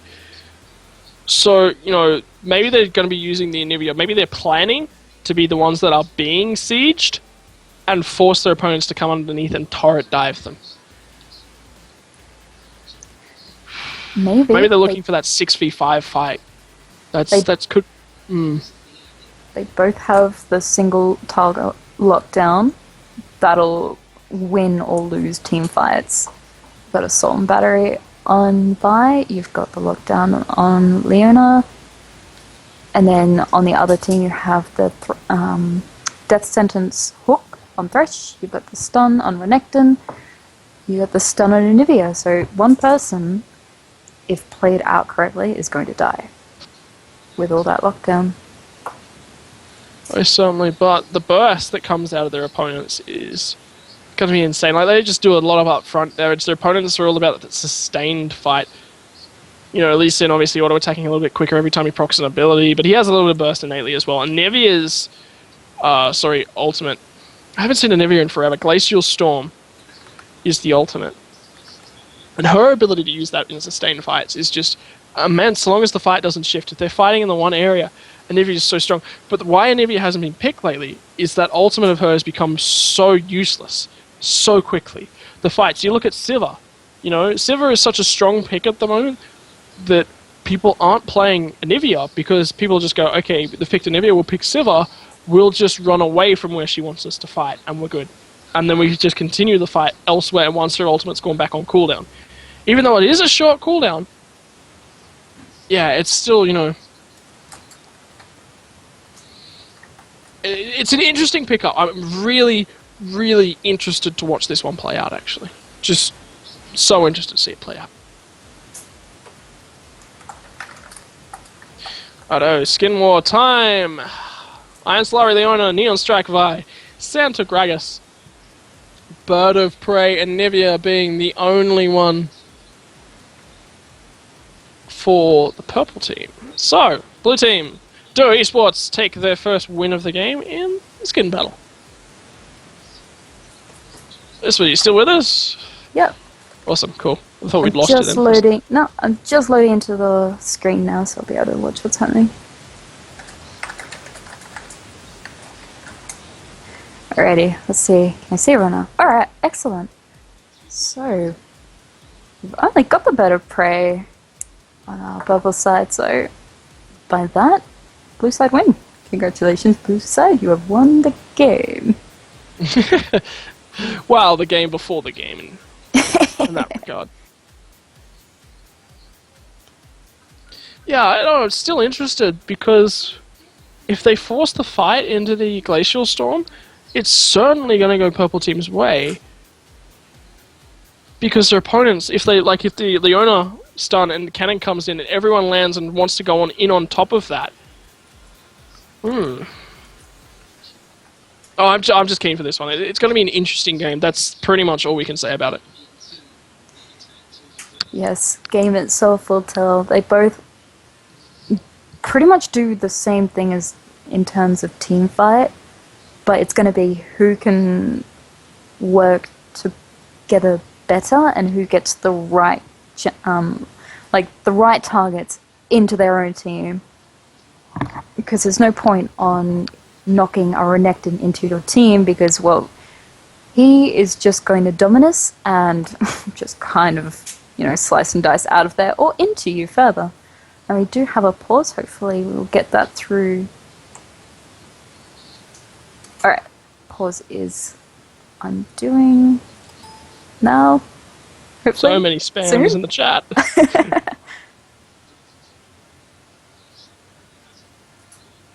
So I've got a mind half in the cricket as well. Australia 9 for 1. I've got England 9 for 155 at the moment, so they're doing quite well. So if anyone's out there is a cricket fan without the TV currently turned on because you're watching this, the score is currently 9 for 155. They're behind by a lot, England, so it looks like Australia's going to go 5-0 in the Ashes. But back to the League of Legends. The more important question is who will win this game? Yes, it certainly is. We do have our grand final coming up after this, so really, really looking forward to getting into that one. Alright. Blue team looking for the blue invade. Duo Esports, they certainly want it. Purple team a little bit haphazard, not kind of maybe planning the invade. It was just maybe something that was half planned when they spotted that there was no one around their blue. And again, it looks like blue is going to be traded. Again. Yeah. Although we don't have any wards coming out from either team, I'm pretty sure, so neither of them know about the invade. Both teams kind of backing off a little bit. Blue not going to commit to the invade. Although purple team are. Lee Sin really wants to get that blue and get that timer. So blue going to their red and have no knowledge of their blue getting taken. Yeah, this is quite interesting actually. They walked in there and then they just walked back out. They didn't plan a war, they didn't do anything. So maybe they felt like they'd been spotted and they were just backing out. Cannon spots somebody at the blue buff with the thundering shuriken comes in, so they know they're going to lose that one. Yeah. Purple have a really, really decent level 1, so that's probably why they don't want to commit to the blue in case they were there. So as we now get into laning phase, Lee Sin cleared out all the camp, is now backing. Interesting strategy. Yeah, he just wanted to get out of there safely, I'm pretty sure. Doesn't take any new pots, nothing from the shop. No, so, yeah. He wanted to get to his blue with full health because he had a feeling that Vi was going to be there. Vi does get spotted by that wall, so Lee Sin does know he's there. He doesn't have... Oh, they both have Smite. Zeal is able to get that blue, and Sonic Wave did miss, so Zeal's just able to walk out there. Being able to get a rough blue timer spawn as well. So, really well done by Zeal. Kind of counter jungling. Yeah, and Cannon's also started that Doran's play. This is pretty much normal for a Cannon in the top lane, as of like halfway through last season. So both junglers managed to pick up 2 buffs for themselves, even though buffs were traded back and forth. Windowlick is not 3 yet, so Vi has a small advantage at the moment in the way of levels. Can look to make a gank with it, but she's just looking to clear the jungle instead. Yeah, probably going to rotate top, although there's not a huge amount of kill potential there. Probably the safest bet would be going bot lane, but because bot lane, purple side is a lot easier to ward and have ward control in laning phase than blue, because all you really need to do is ward that try. Although we do see Vi is up in the top lane. Equivocal is now stunned up thanks to Cannon's passive. The marks of the storm have gone down. He's ignited, taking a lot of damage from Vi as well. Lee Sin now shows up. Flashes to look for the stun on Habibus. Gets this ignite down as well. So no summoners left for him, but Lee Sin not able to follow up and turn anything back around for his team. First blood. Nice work there by Duo Esports. Yeah, Renekton didn't quite get that ward out there in time. Wasn't able to slice and dice to safety, unfortunately. Ignite was burnt on Cannon to secure that kill as well. Red buff definitely doing work. But as I said, there was no kill potential. I lied. I'm sorry about that, guys. But we do see Renekton... Oh gosh, let me just put everyone in line with each other. I'm looking at the wrong CS per champion. Give me a moment. Alright. So Renekton doing pretty decent with CS, even though he is versing a Cannon, which does do decent against melee champions early because of that nice auto attack animation. Really smooth, he can just keep throwing it out there, and he can get away with the Doran's Blade early. Only, like 4 CS behind the Cannon, despite dying as well. Cannon has backed off, did get the Seeker's Arm Guard. That's really going to help against Renekton. Yeah, he's going to be able to stack up that armor, stack up that ADP as well. Yeah, both stack. I thought, I don't know why I thought, and it's always been stacking of both, but Lee Sin's looking for a gank in the mid lane. Zeta's just able to just body slam out. Window Licker has managed to get the red buff procs up onto him. Nivea flashes, doesn't quite get the Q stun on towards Zeta. Zeta's still running. Lee Sin flashes, thinking he's going to jump the wall. The owner flashes as well. Zeta play. This is a 3v3 fight. Vi has already been popped for the purple team. Nothing they can do now. They're just forced to try and back out. And Nivea has been egged and jumps back out of the fight. Krasnix is now dead as well. Double kill. Will they look to make a dragon off this? Lee Sin's still alive, and Nivea is back to full health. Obviously was egged and then returned. And yes, there's the hook onto the dragon. They're going to be taking that one for sure. Great advantage, great trade. Well done to them. Yeah, Window Licker just has to be a little bit careful that he doesn't take too much dragon damage. Do have the Nivea Glacial Storm that does do a lot of damage to minions. And that's a really easy 6 minutes 40 dragon. So they did really well turning that around. Even though Zeta did get Window Licker to blow that flash with really good Gragas play, he still unfortunately killed his teammates. But Purple doing a really good job rotating down, making sure that Anivia 1 didn't get killed in egg form, and that Lee Sin also didn't get killed, and it was a really nice thresh hook as well. And Leona goes onto it in the bot lane, lands the Zenith Blade and the Shield of Daybreak, but Bigelow just says, no, I have Spell Shield. Thresh lands a hook, and they disengage. Krosnik's taken below half health from that trade. Zia was looking for a gank in the mid lane too at the same time, but Swoop just backs up. He's underneath turret. He's got the Glacial Storm. He'll be totally fine. And everything's back to normal for now. Gragas going to take up a blue buff though. Gragas falling a little bit behind, and CS has picked up the double Doran's ring. Kennen, meanwhile, up in the top lane. Oh, being forced to try and play offensively versus Equivocal. Equivocal doesn't quite have the dominance anymore. He's burned that one. Forced to, doesn't have a health pool. Struggling lane for him so far after that unsuccessful first gank up there. Slicing Maelstrom doing a lot of damage, along with Ignite as well, dropping Equivalent down really low. Dominus needed to be popped to keep him alive just then. Yeah, so with that play, Purple Team were actually able to play the pink ward on the top side of River, but Zeta roamed up and took that one out. But Nivea now has the blue buff. She can start taking that Tier of the Goddess up. She is going to be a force to be reckoned with if she can get that one stacked. She already has a 2-level advantage as well in the mid lane. Yeah, she's doing really well with CSing, even though she did roam. Still 20 comes CS in the bot lane. The Lantern comes out, but a really nice Flame Chompers. The hook dodged as well from Gamma Tempest, doing everything right there to stop that gank attempt from coming off. Zeal spotted out, looking to gank for his brother Zeta in the mid lane, so nothing's going to happen there. And everyone just backs off again. Ganks going back and forth, but not happening. Zeta goes in! Explosive cast, here comes Zeal as well. Assault and Battery, Spotty Slam, and the Barrel Roll. Ignite ticking on towards Swoop, but no longer the egg passive to get him through, and Zeal picks himself up a kill.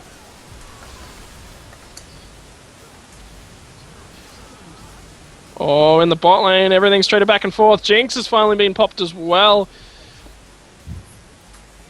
Not quite getting the trade that they were looking for, obviously. Leona not quite 6 as well, doesn't have the Solar Flare, but the box from Thresh is now available. Could be looking to turret dive here. Bigelow has no mana pool. Gonna have to be really careful. Bigelow being able to chunk down a lot of damage to this tower. They do have double creep wave there as well. This might be a dead tower, or it could be very, very close. It doesn't have enough mana to throw out that Boomerang Blade, but Minion's just going to be able to take this out. I feel like Bigelow needs to do one more tower hit because the Minions are distracted. Meanwhile, up in top lane, we do see Kennen getting jumped on. Dominus was popped by Renekton there. Ignite also blown. Tempest was not enough. Sorry, with the Slicing Maelstrom to keep Renekton off of him. So even though Kennen has that armor and Renekton's only got a Doran shield, he was still able to out DPS to Kennen. So it's really... Kennen does kind of struggle in this lane despite having armor because Renekton can get on top of him even if he does a lightning rush. So it's it is hard for him. Yeah, so a lot of pressure right now from Zeal and Zeta in the mid lane. The mid turret has been taken insanely low. Glacial Storm comes out, clears out the creep. Explosive Cast comes out as well from Zeta. Manages to push Swoop back further underneath the turret. Doesn't quite do the damage he needs to be able to make it engage anytime soon. Salt and Battery back up for Vi. Maybe she's going to make a play around here in the mid lane as Swoop eats another barrel for poke. But Quivical looking for some more trade in the top lane. Abibis gets stunned up. Again, a quarter of his HP bar removed. Not quite doing the poke damage he needs right now. Lee Sin and Vi in the bot lane. Explosive bit of gameplay about to happen. Gragas is roaming down, still doesn't have explosive cast for another 60 seconds, so that's something they've got to think about. Dragon spawning in just over a minute, trying to get ward control of the area right now. Lee Sin jumps through into the opposition's jungle. Gragas has spotted him. What's going on here? Sonic Wave just misses from Window Licker, and Swoop plants another ward. They've got ward control. Everyone from the blue team sort of backing up and trying to make sure that their jungle's secure right now, as Sivir and Thresh take a little bit of free creeps in the bot lane. No pressure on them. Yep, Sivir just expanding her CS lead even further, stacking out that Bloodthirster. It is already at plus 15, so almost there, fully stacked. halfway. Dragon will be spawning in 30 seconds. Both teams are kind of aware that it's around. Lee Sin invading the jungle there, maybe looking to come around behind, Dragon kick the Gragas into the Anivia, but Zeal is also there. She does have an assault battery. Gonna have to be a little bit careful of that. As well as Thresh has roamed towards the mid lane, and Window Licker's here now. They're going to push up this next wave. Put a little bit of pressure onto the turret with Dragon spawning in 5 seconds. Perfectly timed here from Guo Di Zonguo Di. I'm still going to get that. I'm going to have nightmares about that name tonight. Anyway, Pink Ward in the Dragon Pit. Dragon started up. Here we go. Zeal gets hooked from across the wall. Doesn't quite follow up. Sonic Wave as well. Sultan Battery is here. Oh, if I manages to smite steal the dragon. And that's all. Vault Breaker came across the wall, but just disengage. Vault Breaker came across and then flash for disengage. Zeta, sorry, being engaged upon, but it's a mistake. The burst turnaround onto Window Licker is just more than enough to kill him out. Renekton's going to return to the top lane. And a nice dragon steal for them. The explosive cast is spell shielded by Bigelow. Not quite the damage he was looking for. Oh, that was a rhyme. That was a rhyme. It was a really nice spell shield coming up from Sivir to stop that. Blue team is pushing into that mid pops the Eclipse and doesn't quite land the Zenith Blade. The ultimate to come out here, and there is a slicing Maelstrom! So much damage on the sweep! He's got the egg passive, but it looks like it's about to be popped. All the damage coming on towards him. He's finally gone. Jinx gets excited, runs back out of there. Cannon picks up the kill. Bigger Law has the spell shield up, and his team looking to turn around, but everyone just says disengage, disengage. Renekton is still pushing in the top lane. Sonic Wave for Lee Sin doesn't quite land, and everyone backs off. Renekton's going to get himself a turret, though, in the top lane. Good trade for him. Yeah, tower for tower, although they did lose the dragon as well. It was Window Licker getting a little bit too keen there. It was a really nice move from Vi to be able to secure that dragon kill. We did see Thresh try and body block the Vault Breaker to stop that additional damage, because Vi is very good at stealing objectives like Dragon with that Vault Breaker. Although upon saying that, we also see Lee Sin very good at stealing objectives. But, as I was saying, with the combo between Vault Breaker... Quivical has managed to pick himself up a blue buff right now. He's looking to run away, just gets out. Zeta gets the power roll and he's zapped up. The flash Zenith Blade comes out from Krustix and all the damage onto a Quivical. He's now gone. Jinx is excited. Could we be seeing... Oh, there it is, the Solar Flare from Krustix. Zeta throws out the explosive cask as well. The Glacial Storm just used to try and help out the disengage. The stun not quite landing from the Marks of the Storm onto Window Licker, and they're forced to disengage, no longer having themselves a Renekton to be scary with. Well, we got a bit excited there for the Leona Penta, but unfortunately she was only able to secure 1 kill. Krustix is engaged upon Sonic Wave, Resonating Strike on towards him. Window Licker eats a Shield of Daybreak as well as a Barrel Roll. And again, just a disengage. They're just being poked down as they try to engage. Window Licker not quite having the health he needs to be able to get in on top of there. And Purple need to be a little bit careful. They're getting a little bit too confident with the early kind of advantage that they had, especially in bot lane by taking that tower pretty early. They're getting very, very confident, and now Blue's just kind of like, well, we see you kind of engaging a little bit silly, so we're going to take advantage of what you're doing. Renekton does return to the top lane, almost taking Habibis down to half health on that cannon. Vi is up there as well. Habibis has to be careful though here. He's sitting on 1500 gold, so he hasn't quite got the needlessly large rod he needs to go on base for, but Renekton has just come out of the base. You know, he's got a Sunfire cape, he's already got his Brutalizer as well, so he could be looking to turn that one around. If Zeal wasn't there, and Renekton didn't know he was there, I feel he probably would have just gone all in on Habibis and tried to, you know, force something out of him. Yeah, he's got to be very careful. He does have that ward in try. Quivical's going in onto Habibis already. The Slicing Maelstrom comes out as well as the Dominus from Equivocal if he can get the slice and dice here on the creep, but no! Marks of the Storm is just doing enough. clears out a creep wave, but that's no slicing Maelstrom for the next team fight. That's what his team was looking for. But then again, there's going to be no Dominus either. I feel like Slicing Maelstrom might be the bigger one to lose, although we do see Thresh almost getting jumped on. Krosnik's just looking for them Zenith Blades all the time, trying Meanwhile, to put... down in bot lane, do have Big Law has popped. The ultimate is chasing hard on towards Jinx. Jinx has got a small portion of health. The ultimate, the On the Hunt, is finally timed out for Big Law, but it doesn't matter. He still manages to get underneath that turret and take out Gamma Tempest. So, Purple Team currently have the resource advantage in the way of personnel, and he's pushing that bot lane up. No, he's going to go base. They're going to look for something in the mid lane, though. Cannon's still in the top lane. Renekton's been forced to run up there to try and deal with that one.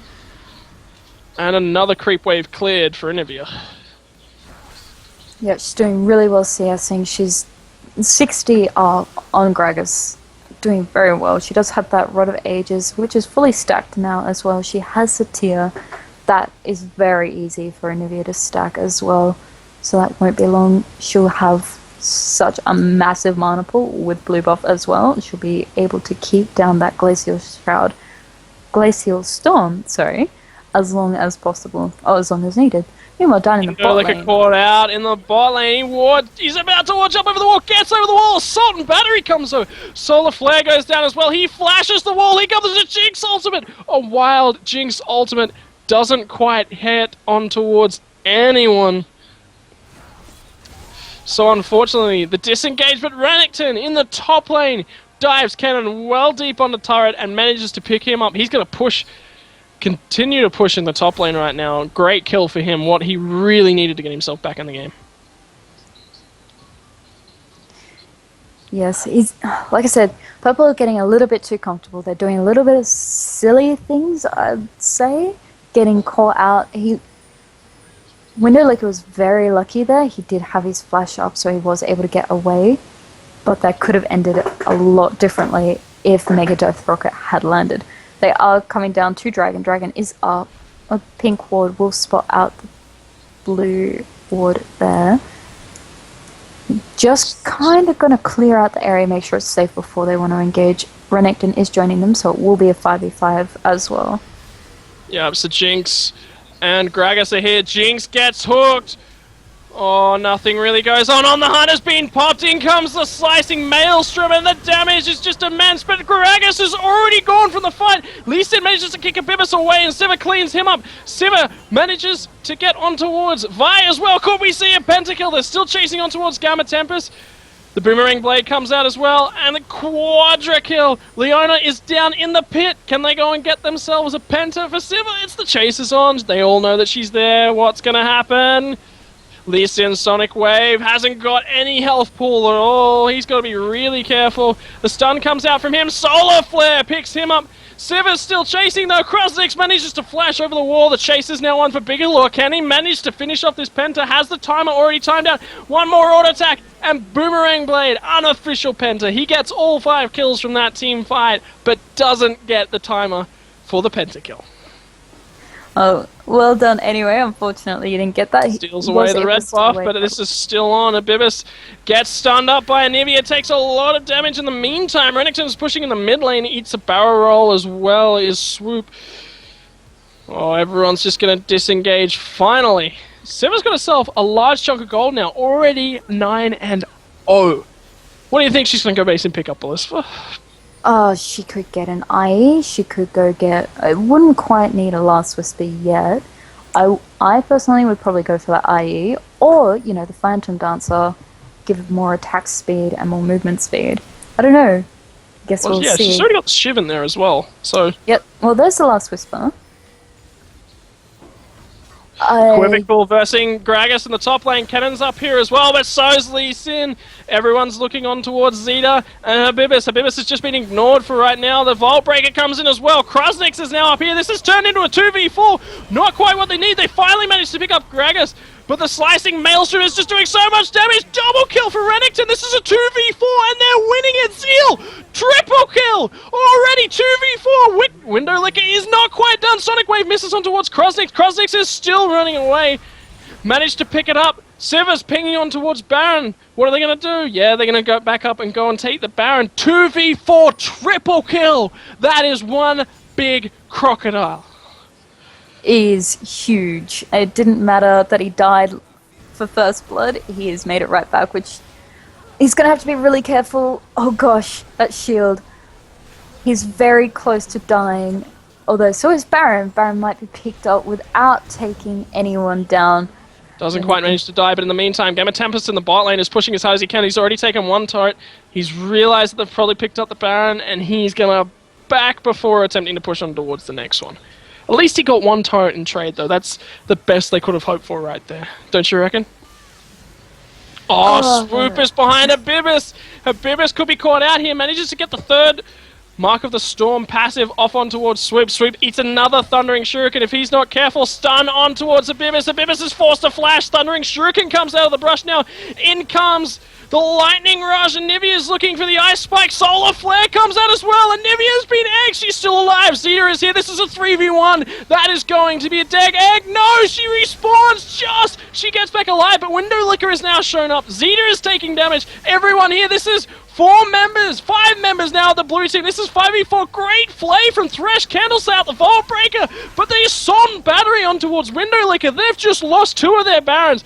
5v2, 5v3 in the end, but Anivia had already died. They couldn't quite get out of her. Just some improper positioning, but in the meantime, Bigelow pushing the bot lane. Renekton, played by Equivocal in the mid lane. He's pushing another one. Habibis' base, he's now in the mid lane trying to stop, bot lane trying to stop Bigelow. This one isn't quite over yet. There are 3 members still on the top lane. This game has just become chaos very quickly. Are they going to get the turret? Jinx is now working on that one with the machine gun. But in the meantime, Habibis is just going so low. Comes out with the slicing maelstrom. A lot of damage to come out from Equivocal. Manages to pick up Siva first. Equivocal manages to finally trade back on towards Cannon, played by Habibis, and he's just going to disengage. He's still got the Baron, but that is it. There is him, Lee Sin. No, Lee Sin, no Baron. Him and Thresh are the only 2 alive with that Baron after such a successful fight. They have thrown this one away 10 times over already. 2 Barons left. What's your feel on the last sets of plays? Purple getting cocky again. Siva diving a bit too hard under that tower, even though she had the spell shield. It's not going to stop you from all the damage, especially tower damage. She took so much from it. That is predominantly what killed her. You're just gonna have to play a little bit smarter. Even though you're far ahead in damage concern, you're not tanky. Just gotta watch out for that. Window Licker in the jungle. Currently right now in the enemy's jungle. He cleared out a pink ward, but is it going to cost him his life? What's he got? He's only got the Merc Treads. No, I've forgotten the enchantment that gives mover speed. I think it's Alacrity? I can't quite tell you from memory, but he hasn't quite got that one either. He's got the Home Guards as well. Probably the best pickup. But again, you know, we're looking on towards our next 5v5 in the mid lane. Equivocal is pushing up. Glacial Storm comes out from Anivia. She's got no egg now for a good while. Just a lot of stuff being thrown around the mid lane. Another barrel roll comes out. And now we see the power of wave clear. What comes out? The death sentence isn't quite a death sentence, but the wave clear from Purple Team just enough, and they're just pushing it out. Oh, Death Sentence comes in, finds Abibis. Is he going to fight? He's not going to follow that one through with the second cast and dive underneath the turret, bringing Cannon into his team. Realizes the danger in that one, and they're just going to keep poking, trying to keep the pressure on in towards this mid lane. You know, nice wave actually building in the top lane is Zongguo De Yi, and a wave that could go either way in the bot lane. So it'll see how that one progresses. They say here, another Death Sentence comes out, doesn't quite land, but Equivocal's in the back line. In comes on the hunt, slicing Maelstroms through the middle of everyone. Bigelow can't attack anyone right now. Zeal comes through as well. Zeta's there. Bigelow doing a lot of damage. He's forced to flash out through the turret. Leona manages to get stuns off and towards people, but Window Licker finally kills her. And that is a 5-4-1 ace.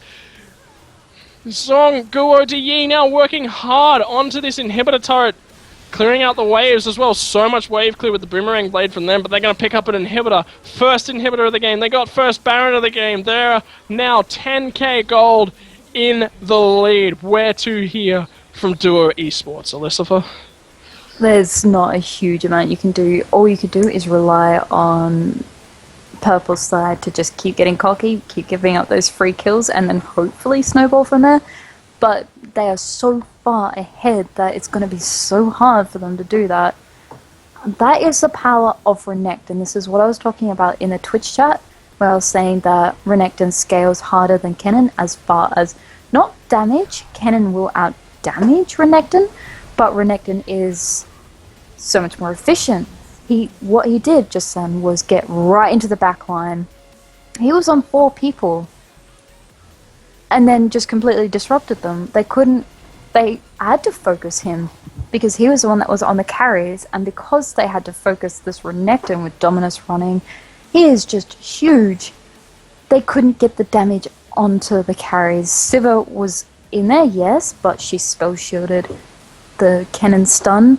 Gragas couldn't really do anything, and Nivea was just killing all the creeps and then just like disrupted with the wall and the stuns. Oh, on the hunt comes out. Bigger Law pops the spell shit as well. Everything's on towards Gamma Tempest. Explosive cast comes out to disengage with that one. On the hunt, still going. Gamma Tempest still out and around the side. His team's trying to regroup. Swoop gets stunned up by the Solar Flare. Window Licker is looking himself to lick a window all over Gamma Tempest. Not quite able to get in the Zenith Blade. Shield of Daybreak combo comes out, but Equivocal's there and just destroys her. Lee Sin finally stopped.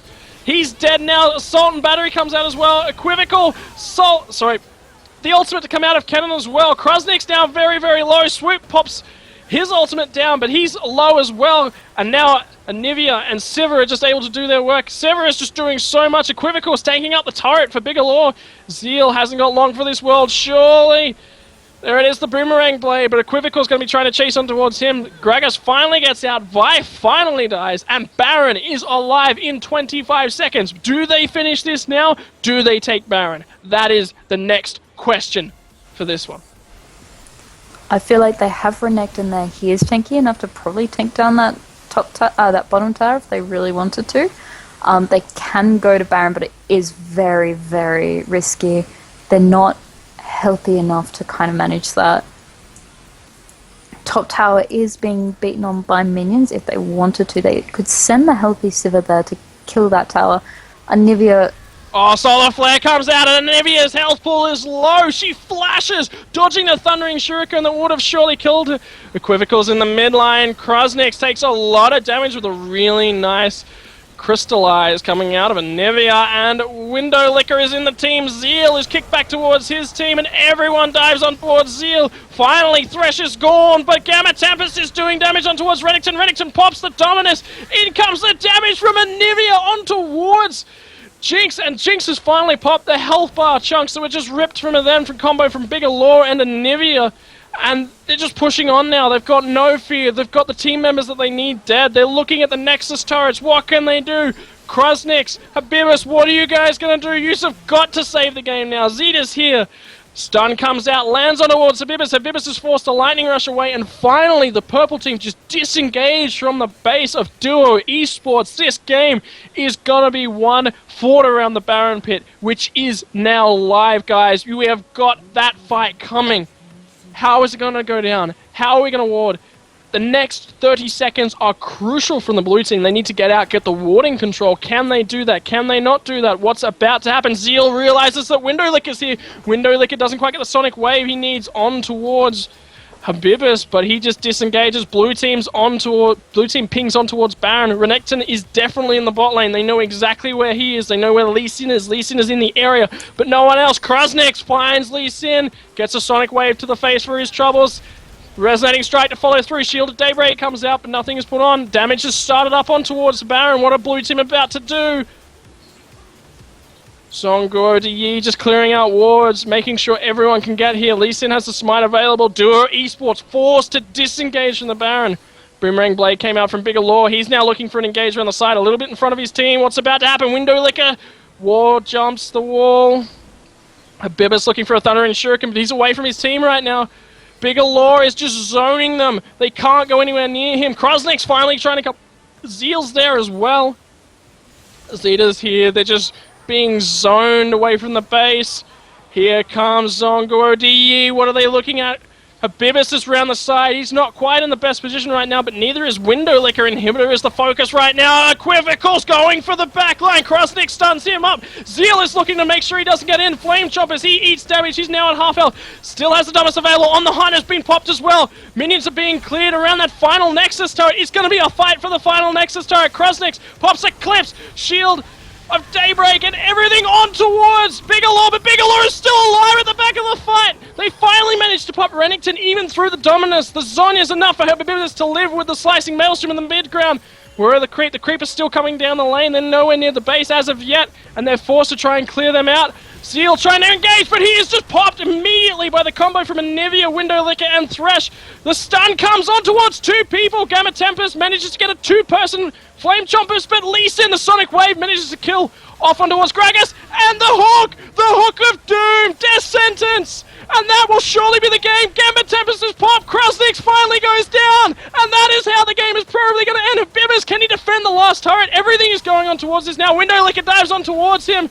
He's stunned up by Anivia, the Glacial Storm, and finally, the Frostbite gets the kill on towards Habibus. King Zongo to Yi are going to be going through from this one. Great siege, great poke. They got the stuns they needed, made the fight, but Zeal, he's not done yet. He wants Thresh. Thresh isn't quite there. Windowlicker doing a lot of damage to Frostbite as well.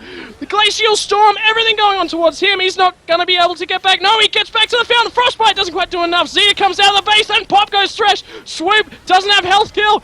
That's a double kill for Gragas, and Fire's finally turning this one around on a Windowlicker. Windowlicker trying to run away. There's the Solar Flare. He's now dead. Can they clear the creep off the base? There is a large wave in bot lane currently working onto the turret. The game is just being turned on its head. Purple team just not quite able to regroup. Equivocal finally backs, he's back up. He's taking the dragon. But the blue team, Duo Esports, managed to keep them off the Nexus, but at a 15k gold disadvantage. They're pinging out Baron. Are they able to do this one? I don't even know what's about to happen next. Do you need a moment to catch your breath? That was intense.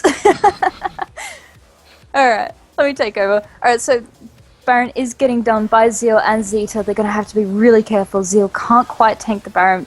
Jinx is here. She will take it down very quickly. Purple is rotating over there. They're going to spot them. They're going to have to watch Equivocal on the Hunt's been popped. Here they come. Equivocal just dives in. Goodbye, Gamma Tempest. Habibus is on to Sivir, but he's got finally the first stun that he needs, and the crit to come out of Sivir is more than enough for him. 2 for 0 right now. Gragas uses the explosive cast and is disengaged from Equivocal, but on the Hunt, as timed out for Bigelow, he's looking to come around on a Zeta from the side. Finally, Equivocal gets that stun on towards Zeta, and he's got the Randuin's Omen for the slow as well, but Sivir's like, I'm going to clear creeps, you can kill him. That's it. Krosnick and Zeal, the only two alive to defend the base. Krosnick hasn't got the creep clear that they need, and there is a huge wave on the Nexus. Purple team going to push down the top lane at the moment with 2 in the mid lane. Swoop and Thresh are there. Zeal having a little bit of trouble clearing the creeps as well, but in the meantime, the top lane, Bigelow, Equivocal working on that one. Pushing in the Glacial Storm, the Death Sentence on towards Zeal, not the flay that he needs, the stun to come out of Swoop on towards Krosnick. Gamma Tempest finally respawns, members of Purple Team respawning left, right and center. Bigelow absorbs one spell from Cannon with his spell shield, manages to do enough, and that is it! They managed to take the Nexus in the meantime! That is game! Zongo DE heading to our grand final, relegating Duo Esports into the 3rd place playoff, and what a final 5 or 10 minutes of that last game. I'm glad it ended because I thought you were going to pass out. You were so excited. That was amazing. I have to say props off to you for being able to cast all that. Amazing game there, and my client crashed. That's excellent. Purple did an amazing job there. Team fight so well, even though, once again, Renekton becoming so huge, even though he died first blood to Kennen, and then Kennen went back and got that Seekers, he was still able to come back and just outdo Kennen in every aspect. Team fight, tankiness, just disruption. We saw him 1v5ing the team and just kind of slice and dicing it out of there like it didn't even matter. So my MVP is going to Renekton, although some of those Thresh hooks were awesome. I have to say, Renekton as well. He was just able to get tanky and dive into the backline. Sure, Habibus hit that Zhonya's hourglass, but at no point was he able to make it work long enough for them. Severe Pick was absolutely perfect into the composition of Zhong, Guo, Yi, and they were just able to just ensure she never got stunned up. She was always sticking out DPS, and it was just amazing what she was actually able to do. Yeah, and that double crit on Cannon at the end there, my jaw just dropped. I'm like, damn, that was a lot of damage. Crit coming out from auto attack and static shift just melting everything. And finally, our last game of the day is forming up. Aura versus Zhong Guodyi. Aura Rog managed to win their game against... I can't even remember now. That game was so... Sorry, Ballsy Carry, please. Was the win on that last game. Just insane what they're doing. Yes, let's have a look there. So it will be Zonga Yi versus Aura Rog as our grand final. I'm going to need a drink, so I'll be back in like 5 seconds. And then we'll probably get this one on the way. It's definitely you go take a break. Thank you, Twitch chat, for your applause. So, who was Twitch chat? Alright, so who was you guys' favourite? Who was your MVP? I saw a lot of Renekton in the chat, but who do you guys reckon? Do you agree with the both of us as it was Renekton, or do you have another favourite? Do you think maybe Lee Sin, with his confidence, deserves something? Or maybe even Leona from the team. She landed quite a few good solar flares, followed up nicely, but unfortunately the team couldn't quite follow it into battle. What do you guys reckon?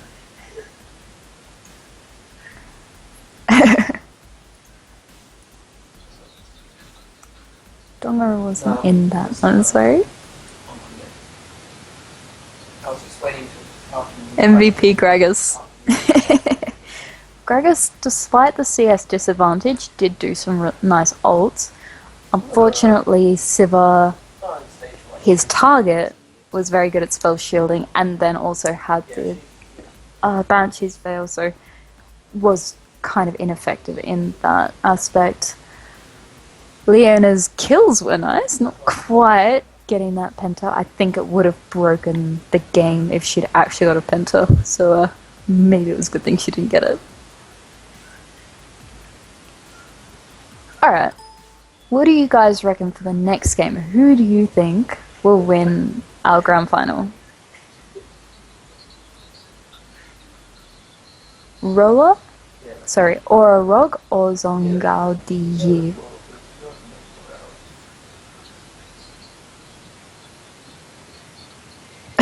I don't think anyone wants to watch ads.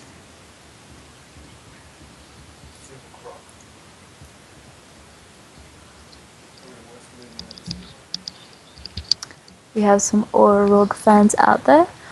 I like them. I think they did really well. I really would like to see Wind on that Leona again. It was very effective. It was just amazing, some of the stuff that he could do. Yeah. So it seems to be that Aura's like a favourite in the Twitch chat. If we could get a poll too, to ask them. Although, to be honest, I think it's pretty one-sided. Zhong did really well. They came together really nicely. They team-fighted. They were mostly smart about how long they stuck around. I feel kind of like sometimes they stuck around a little bit too long, but overall they did really well. Whereas you did see Aura, they team fought really well, they communicated really well, they just melded together really well. So it's going to be, I don't know, it's going to be interesting to see who will come ahead as far as that. I really hope that like what Zhong Guodyi did in the last game was just a constant engagement. Everyone was always ready for it every single stage, every time. They were ready for it, they're up for it. We're in a champion select of our final game. This is it, guys. $50 RP goes to the winner. I'm just going to double check with Zenerate. Do we have a best of 3? Or is this just a best of 1? Just waiting for confirmation. Okay, so we're running through bands right now. Siva, Riven, Casson, Elise, Evelyn, all banned straight up. Elise not getting through any of these higher games. Final ban to come out from Zongguo Di.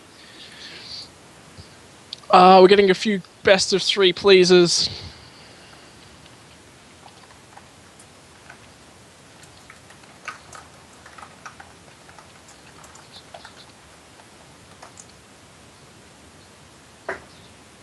Alright, now I can see, just a reminder guys, I'm watching the stream with you guys as well, so there is a delay. Ranked will be taking control of the kind of ban pick stage.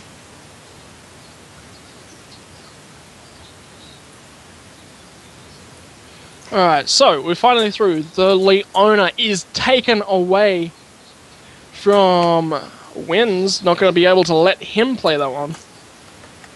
So right now, locked in is Shyvana. Yasuo currently hovered over for Zongguo Yi. This will be interesting. Locked in. We are going to see a game for the final with Yasuo in it.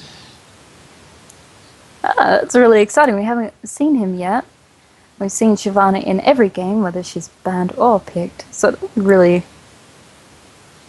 interesting to see how they go with that. I can't see the other side because friends list is up.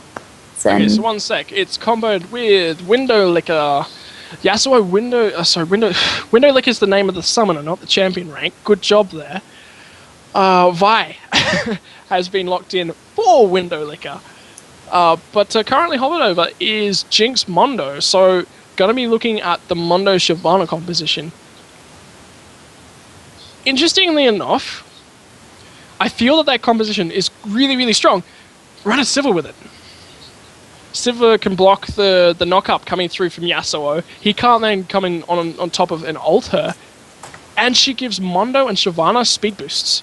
But it's locked in as a Lucian instead. Interesting pickup. I really, really wanted to see the Siva because it's just such a strong combo. You've got Mondo, you've got Shyvana running directly at them at high speeds. How are they going to deal with that? Really, really interesting. Yeah, this will be a best of 3, guys. Zen will be casting the second game, so the next game after me. So, because the community has asked, and I'm hungry and I want to go eat something. So he's going to sit in for me for the next game, so it'll be really fun. Right, so we just see the Lucian picked up. Yeah, Lucian was locked in, but also to combo into the Yasuo, this is what they really needed. Nami, Tidal Wave comes through, and then the Renekton is locked in as well. So at the moment, it's probably looking like it's going to be a Yasuo mid lane. Interesting to see what Aura of Rog come out with against that. So... yeah, we're either going to see the Mondo top or the Shyvana top. Now, I feel like Mondo will be top against that Renekton, and Shyvana will be in the jungle, purely because Mondo lanes pretty nicely, and just being able to have all that free farm can get all that, get all the CS and build up as quickly as possible, and probably we will be tanking teleport as well, so he'll be teleporting in the bot lane to turn it from a 2v2 to like a 3v2 or even a 4v2 or a 4v3, whichever. So having the teleport on a laning Mondo is a lot more beneficial than having a jungle Mondo. Now, on the other hand, though, like you said, the Nami, we haven't seen her this tournament yet, so it's really cool to see her. She's fallen out a little bit from all the burst damages, and I heard you gasp. What's up? You know what? I just realized something. All champions have been locked in. Ziggs will be in the mid lane, but it'll be Ziggs versus Syndra in the mid lane. What we're about to see is Yasuo bot lane. Oh my god. I think you're... Yes. Yes. Thresh Lucian versus Yasuo Nami, guys. We have got one hell of a fight to go down in bot lane this game.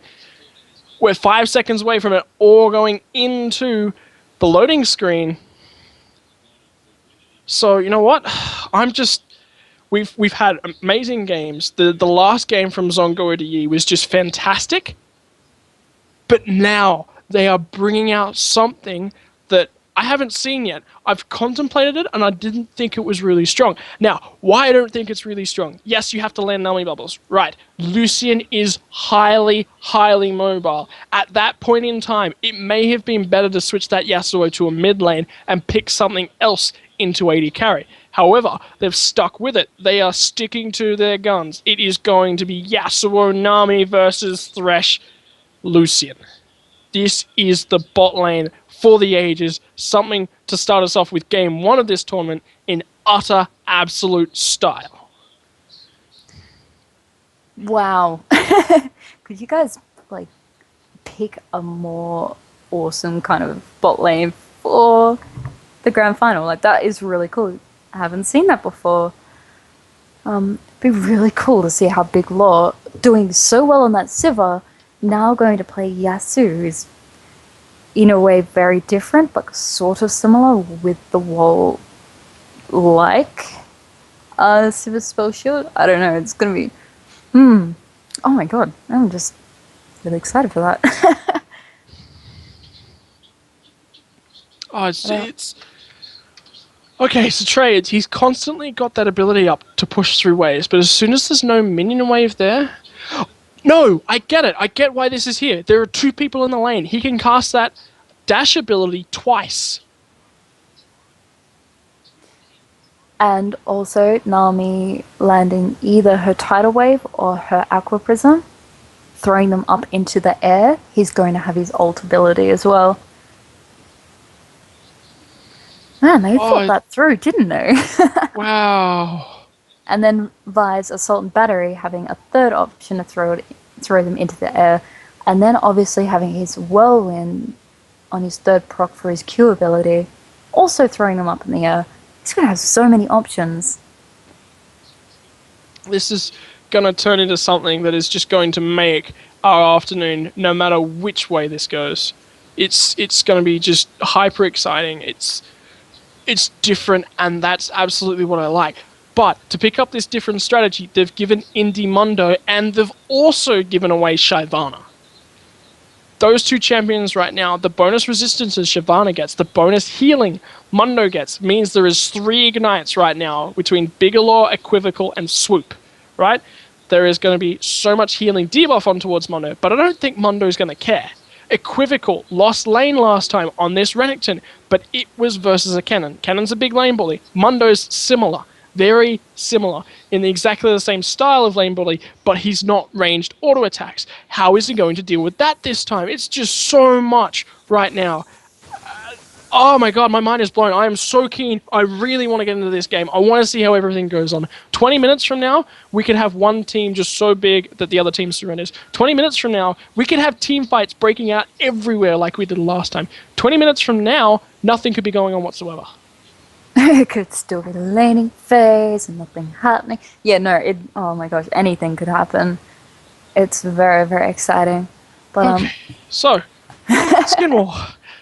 Oh, I'm still just totally excited. But Aura Rogue have taken this Skin War so far. They've got it. Dark Flame Shyvana, Hired Gun Lucian, Championship Thresh, Pool Party Ziggs, Mundo, the only one without a skin. Where are you, Mundo? Where is your skin? Why do you not have Corporate Mundo? No skins at all for Zongo ODE. Oh, I'm in awe. I love this game. I love what it creates. I love being passionate about it. And right now we're about to get one of the best games I think that I've ever casted. It's almost as exciting as doing Heimer as well. But sorry, it is more excited than doing Heimer. Alright, so we do have only one border also on Zalm team, being the Diamond Window Liquor. And we do have quadruple diamonds and a gold. Oh, for little Ziggsy. only got a gold. Having said that, Zongo Yi have played better than people without borders. Like they've so whether they've just freshly moved from another server or something and the borders didn't travel over with them could be a point, or these could be new accounts on this server or something along those lines. That just because they don't have borders, don't count them out here. Last game, what they were able to do defies having no borders. They should not be able to do that, being either... Well, I guess you could be unranked and still be that kind of skill level, but you probably would be ranked at least about gold to platinum across most of the teams, so... It's just... Definitely. I mean, there were maybe talks of these guys being Smurfs. Could quite possibly be, but like you said, they could have also transferred over. I mean, they could have transferred over from Garena and their borders not transferred with them. Anything could have happened, but what they lack in borders, and it doesn't matter which border you have, they still play well as a team. They still play well individually, and that is what matters. So it's very hard to pick which team's going to win. I like Equivocal on that Renekton. Proved just how freaking strong he can be. But we do know Aura team fights exceptionally well, and that is what's going to dictate what happens, I reckon, is when these team fights get into way. But we should almost be into game now. Yep, everyone's almost hit that 100% mark. Swoop's the last one. Especially how he played that Anivia pick last game. That just really impressed me, and the way his team played around that Anivia pick. It shocked me. But before the sorry, the wicket just happened on the cricket. I just turned my head and that happened. But Straw Poll right now on the channel puts Aura Rog at 8 votes over Zongi Gudiyi, which I'm being told means China number 1 in Chinese, apparently. Excuse me, Fair one enough. of the Chinese language forms. So they're 8-4 at the moment for Aura Rog. But which also, lends weight to the theory that they could have transferred over from another server. So what we could be seeing is the best and brightest from another server, actually. It'll be really good. I mean, OCE needs a bit of a shake-up at the moment. We kind of have the same people butting heads all the time, and there's not really much flavor thrown into the mix anymore. So if other teams are transferring over to OCE, that's exactly what we need. Just mix things up a bit and shake things and make people more lively and go, oh wait, we can't do the same things with the same people because there's new things happening and we need to adjust. I'm so happy for what Little Wraith is currently doing to Immunity and giving, they took them on it. Go for all November, they took them down. King of the Rift, they gave them a real shake-up. But those 2 tournaments don't matter right now. Aura Rog running all towards the top side of their jungle. It looks like it's going to be a 5-man defend for Zonguo Di. How's it going to play out? Shyvana walks into a bush with a Vi in it. Window Licker takes a little bit of damage, eats a cleaver to the face, a bit of burnout as well. Is forced to pop Bolt Break, and a flash hook from Wins. Not quite enough for him. And it looks like there's going to be a red buff steal. No wards drop, no nothing. Complete disengage. Not a single one of them have a free ward, so all totems are still on cooldown. They can't drop anything yet. But purple team aren't going to look to engage either. They're just going to make sure that blue is defended. I don't think there's going to be any further trading. No, it looks as if everyone's setting back up normally. Zongo Di now defending their blue buff, believing that their red buff has gone away. Renekton missed the ward across the wall into the bush, so they're not quite sure where everyone is. That ward isn't going to grant any sight unless he checks the bush. He's trying to check around. He's playing very safely as Equivocal. Little does he know that they've all moved away from there. They put the fear of God into their other team. and red buff will be taken from on that blue side. Sorry, on the Shyvana, blue now also being taken from Vi. So Shyvana a little bit quicker with her clear time, but not going to be huge. We do see the butting heads of the top lanes. Mundo falling a little bit further behind as far as health is concerned, but Cleaver spam will do that. Everyone else is just kind of in their laning phases. Yeah, so Steel Tempest was the first pickup for Bigelow. He doesn't quite have the dash available. Obviously has that shield available every now and again. Gets the buff coming out from Nami, the Tide Caller's Blessing. Nice bit of move speed. Also another nice combo for him. A lot of move speed, a lot of ability to get around the lane, and a lot of bonus damage if used in that way.